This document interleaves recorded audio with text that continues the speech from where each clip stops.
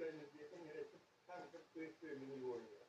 Siz uchun juda ham xursandman.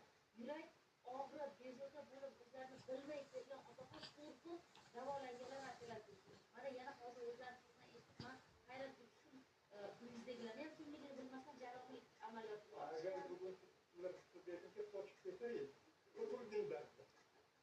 Darsdan qolib Sog'ayganingizdan, shifo topganingizdan juda ham xursandmiz. Sog' bo'ling, yaxshi ham shifokorlarimiz bor.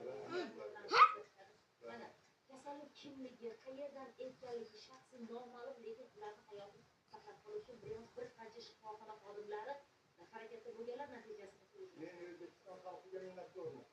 Keltirdilar, uzoqqa bo'lmasdi. Xorijga Yevropaga bo'lmasdi. O'rtaga bo'lmasdi.